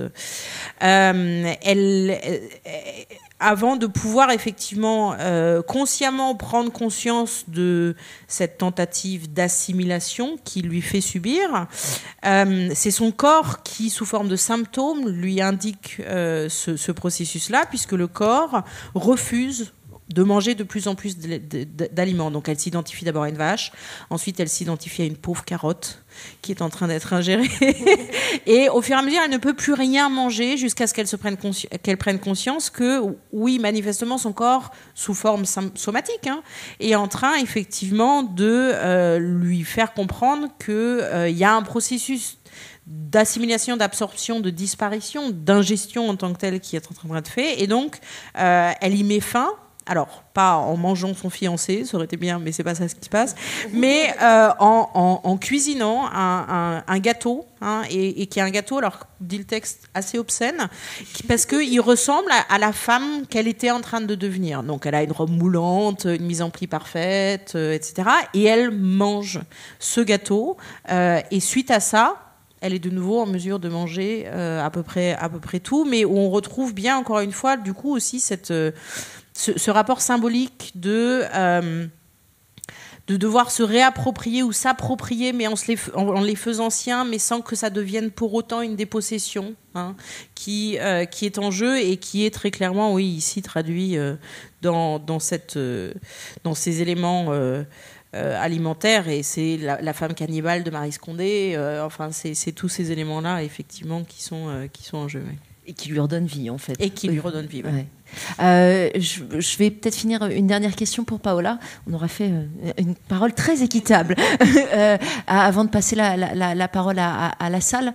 Dernière question, mais justement, sur ces sites finalement que vous avez analysés, on finit par se demander si la prise de parole n'est pas un lieu où finalement effectivement presque d'apprentissage de sa propre maladie, de reprise de contrôle sur soi. Donc presque un lieu de pouvoir ou d'empowerment, comme on dirait en anglais, de prise de pouvoir. Est-ce que vous seriez d'accord avec cette analyse? Oui, tout à fait. Effectivement, on a remarqué qu'il y a des phases dans l'utilisation de ces sites. Une première phase, c'est d'aller simplement chercher des informations. Il m'arrive quelque chose, je mange plus comme les autres, on va dire, ou je mange plus comme avant. Je ne sais pas exactement ce que c'est, mais j'essaie de me rendre compte, j'essaie de comprendre ce que c'est. Donc, chercher des informations, et là, tout est bon. Les témoignages des autres, les sites du ministère de la Santé, les sites des médecins, les sites des amateurs. Et tout aide à comprendre, en fait, dans cette première phase. Après, il y a une prise une connaissance en fait du milieu qui commence à se faire. Les gens s'inscrivent au forum, au blog ou aux différents groupes qui existent en ligne et commencent à lire assez systématiquement ce qu'écrivent les autres. Là, c'est plus dans un sens de partage, au moins d'une recherche d'information qui est plus informelle, qui relève plus du vécu, de l'expérience des autres et pas des informations officielles. C'est quand on a un peu compris ce qui arrive, on a peut-être même déjà eu un diagnostic médical, mais on essaie de se baser un peu sur les témoignages des autres pour mieux comprendre. Même, je ne sais pas si le médecin propose un traitement, comment ça se passe, peut-être savoir comment ça s'est passé pour quelqu'un d'autre me donne une idée de à quoi je dois m'attendre, par exemple. Et puis, pour certains, pas pour tout le monde, arrive la phase de contribution active, de participation active, donc des gens qui commencent eux-mêmes à poster des messages, à créer des blogs, à poster des messages sur les forums ou sur les groupes Instagram, Facebook, ce que c'est, quoi. Mais disons, à prendre un rôle actif ou bien à devenir même modératrice de blogs et forums, ce qui veut dire beaucoup prendre l'initiative et en fait ne plus dépendre forcément passivement de ce que disent et font les autres, mais aussi les guider, des fois d'une manière très engagée. On a parlé avec des administratrices des forums qui nous ont bien raconté avoir dû des fois appeler les secours ou appeler les familles parce qu'elles s'étaient rendues compte que certaines personnes en ligne n'allaient pas bien et qu'il fallait sans doute faire quelque chose vite. Et donc, c'est un travail qui peut être même de veille et de faire attention à la santé des autres, tout en autorisant des messages qui plairaient sans doute pas aux médecins, on va dire, hein, mais avec un souci quand même collectif. Et puis, ça n'arrive pas pour tout le monde, c'est-à-dire qu'il y en a quand même pas mal qui restent à un stade passif et qui ne se lancent pas dans la prise d'initiative et l'écriture. C'est un peu ce qui arrive partout dans le web et ces sites ne font pas exception par rapport aux autres.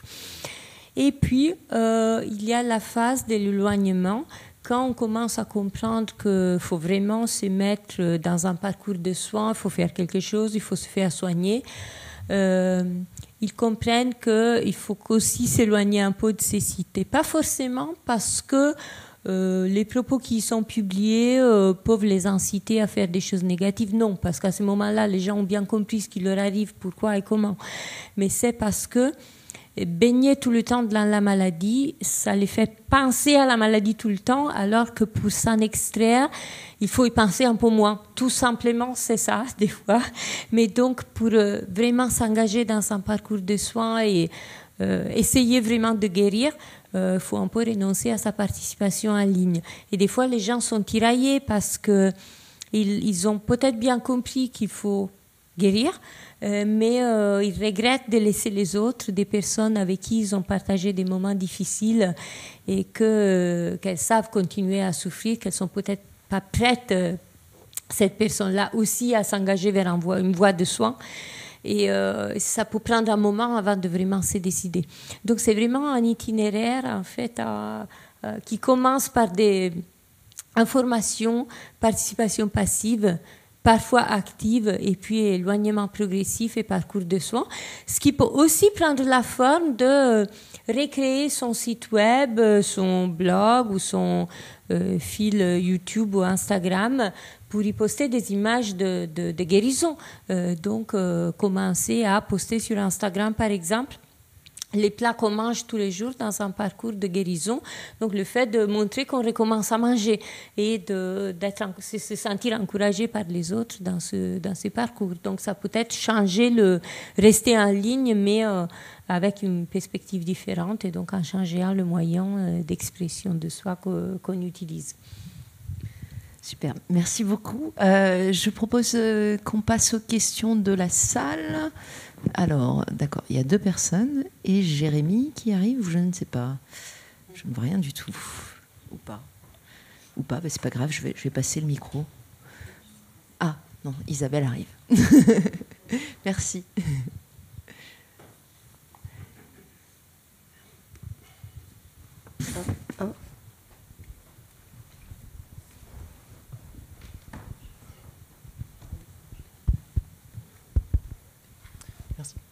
Bonjour, merci pour ces échanges qui étaient très intéressants.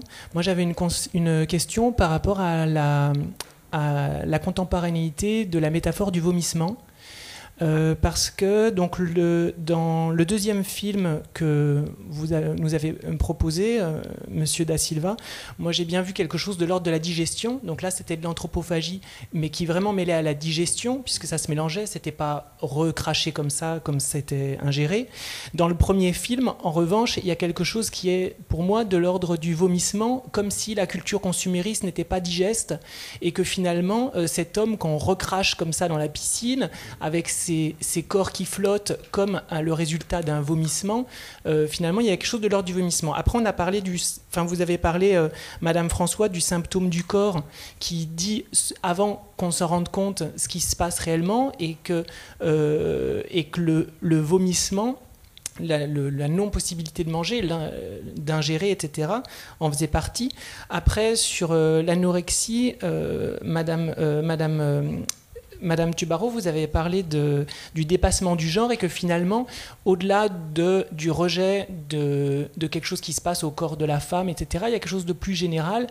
Et donc, moi, je pose la question de la culpabilité, que vous avez évoquée déjà, et la culpabilité de vivre dans un monde qui est le monde d'aujourd'hui, qui surculpabilise les gens à partir d'images recrachées dans la télévision ou même d'événements qui nous arrivent et qui nous laissent parfois un peu perplexes, que ce soit au niveau politique, environnemental, sociétal, etc. Et donc je voulais savoir si vous pensiez qu'il y avait aujourd'hui quelque chose de l'ordre, métaphoriquement, d'un vomissement qui traduisait justement ce sentiment d'écœurement et de refus d'une culpabilité ressenti par les gens de manière générale. Moi, je viens du théâtre et le rejet de nourriture sur scène, c'est quelque chose qu'on voit énormément et de plus en plus. Et donc, je me pose la question de ça. Merci. Moi, sincèrement, pour Macunaíma, dans toute cette séquence à la piscine, je ne vois pas un vomissement, parce qu'il s'agit en effet d'une grande casserole et qu'ils vont manger ensuite. Donc, c'est les invités qui vont manger les invités. En revanche, la dernière séquence de Madame Satin, je pense qu'il y a effectivement un vomissement. Et si vous voulez, à partir des choix du réalisateur, il a choisi de raconter ces biopics de Madame Satin avant qu'il devienne Madame Satin. Et Madame Satin, c'est, juste pour vous expliquer, c'est les noms d'un déguisement du carnaval. Il va avoir un prix habillé à Madame Satin. Et à partir de là, à partir de 1942, il va devenir Madame Satin. Donc, tous les films, et c'est très intéressant ce que vous dites, tous les films, ils mangent et ils digèrent mal cette manière comme elle est perçue par cette bourgeoisie, et à la fin du film, effectivement, c'est un vomissement de tout ce qu'il a mangé pendant toute cette histoire de film. En revanche, sincèrement, je ne vois pas toute la séquence de la piscine, parce que la piscine, en effet, c'est la préparation de plats, en fait. Il prépare les plats pour ensuite en manger. Oui, merci pour cette question qui est excellente. Donc, en fait, dans mon terrain, le vomissement est vraiment réel, et avant d'être une métaphore, c'est-à-dire que toutes les personnes qui sont concernées par une boulimie, ils font des excès de nourriture, parfois programmés, et se font vomir après. Et ceci est associé avec, vous l'avez bien dit, avec un sentiment de culpabilité, un sentiment de mal-être, qui d'ailleurs m'a fait dire quelque chose que je n'ai pas évoqué avant, la manière dont la boulimie est vécue ou les autres troubles alimentaires sont vécus par rapport à l'anorexie est très différent. L'anorexie, savoir résister à la tentation de manger, à toutes les publicités des hamburgers, sushi, pizza, etc., est vécu comme quelque chose de valorisant. Un peu comme c'était valorisant de jeûner pour les saintes médiévales que j'ai évoquées tout à l'heure. C'est le contrôle de soi, le contrôle du corps, au-delà de toute proposition qui vient de notre entourage. La boulimie, c'est ne pas y arriver. Donc, essayer peut-être de résister, de se restreindre, ne pas y arriver, dévorer tout ce qu'il y a autour, et puis, pris par la culpabilité, se faire vomir. Ce qui est quelque chose d'ailleurs de très mauvais pour la santé, parce que ça fait des remontées acides qui font mal aux dents. Enfin bref, je ne vais pas entrer dans les détails, mais c'est médicalement, quand c'est fait évidemment, pas occasionnellement, mais régulièrement, c'est médicalement très mauvais. Mais c'est quelque chose qui vient avec un très fort sentiment de mauvaise conscience, de culpabilité, de ne pas être bien avec soi-même, d'avoir fait quelque chose de mal. Et la perspective, le sentiment des gens qui sont concernés par une boulimie par rapport à une anorexie est très très différent. Ils ne se mettent pas en valeur, ils se cachent presque, et des fois, en fait, ce n'est pas rare, en fait, ça n'a pas été rare dans notre cas de constater que des propos que les débats publics avaient trouvé choquants, des personnes qui sur ces sites disaient que c'est génial et c'est très beau d'être anorexique, c'était parce qu'en réalité, ils étaient des boulimiques et ils voulaient arrêter de vomir. Et pour eux, arriver à l'anorexie, c'était arriver, en fait, non pas être trop maigre et malade pour cela, mais arrêter de vomir. Ce qui était ce qui les troublait le plus au moment où ils écrivaient cela. Et c'est vrai qu'une fois qu'on se rend compte de cela, on donne une toute autre interprétation à des propos qui pourraient paraître choquants par ailleurs. Et quelqu'un qui me dit « je veux être anorexique parce que comme ça j'arrête de vomir », pour moi, ça a été un peu une révélation, en fait, la première fois que j'ai entendu cela de la part d'une interviewée, d'une personne qu'on avait interviewée dans le cadre de ce projet et qui m'a expliqué pourquoi elle avait ce type de propos. Voilà. Alors, je pense que c'est une image extraordinairement éloquente, le vomissement. Que de toute façon, tout ce qui a trait à la régurgitation, mais la violence aussi de la chose, le fait que ce soit, on voit bien, un rejet, qui peut mener à rejeter proprement hors de soi des flux de choses. Enfin, encore une fois, on voit bien que cette image-là, elle est particulièrement puissante pour rendre compte de ce que vous évoquez par exemple, et par exemple au théâtre, oui, je vois bien que ça peut être particulièrement efficace. Je serais un peu plus circonspecte sur le fait que ce soit particulièrement contemporain. C'est-à-dire que dans la Bible, vous avez un passage où on va dire qu'il faut vomir les tièdes.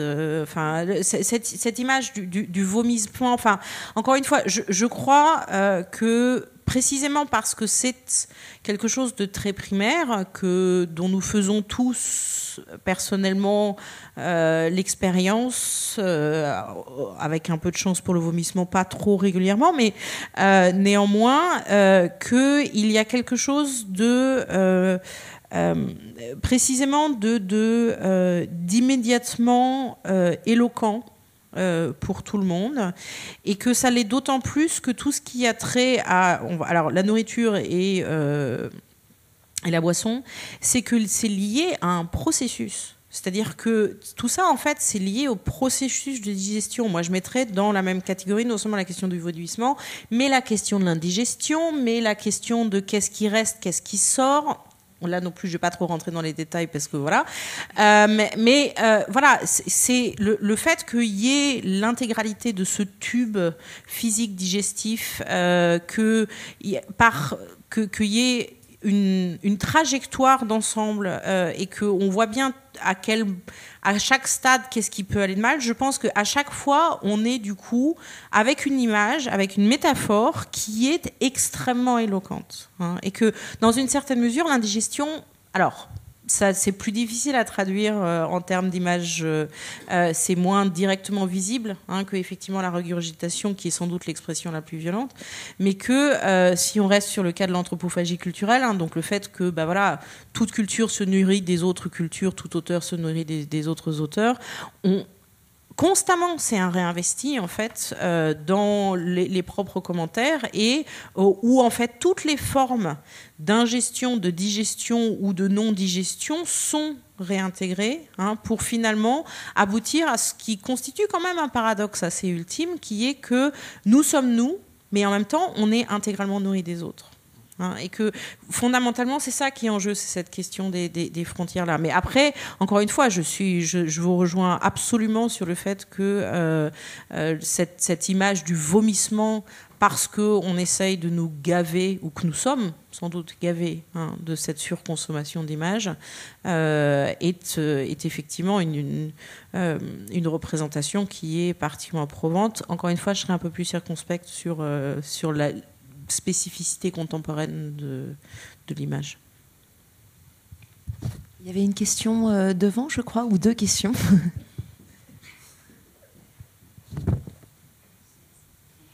Oui, c'est une question pour Monsieur Da Silva, à nouveau sur les extraits de Madame Satin que vous nous avez montrés. Si j'ai bien suivi votre lecture, dans le deuxième extrait, le personnage principal, Madame Satin, aurait mangé la culture occidentale, qu'elle recrache ou même vomit, comme vous l'avez dit en réponse à la dernière question. Et dans ces cas-là, dans le cadre de cette lecture, il ne me paraît pas inintéressant de remarquer que le premier extrait, c'est pas non plus exactement de la culture occidentale. C'est déjà quelque chose d'extrêmement hybride, parce que comme culture occidentale, on fait mieux que Mille et une nuits, et on aurait pu prendre n'importe quel exemple autre que cela. Alors, je pense que c'est pas innocent, bien sûr, et il me semble, donc, il y a un relais d'une certaine façon. Il y a une première, si anthropophagie culturelle il y a eu une première dévoration, il y en a une seconde, donc c'est peut-être déjà intéressant de voir ce relais, mais aussi, enfin, c'est là ma question, je crois qu'on ne peut pas donner exactement le même sens à ces deux dévorations. Il me semble que dans le premier cas, on aurait plutôt quelque chose, une assimilation qui serait plutôt une forme de réduction à quelques signes extérieurs d'orientalisme, le spectacle, le voile, le signe apparent d'orientalisme, mais qui serait presque finalement une digestion où il ne reste que du déchet en quelque sorte. Si je vais un peu trop loin dans la métaphore, vous me le direz. Et dans le deuxième cas, effectivement, quelque chose de mal assimilé, mais qui va ressortir de façon torrentielle. Alors, il y a une lecture politique de ça à faire, puisque on ne se place pas au même endroit. Évidemment, la culture occidentale a dévoré d'une façon différente, peut-être en dominant, en culture dominante, encore faudrait voir. Bon.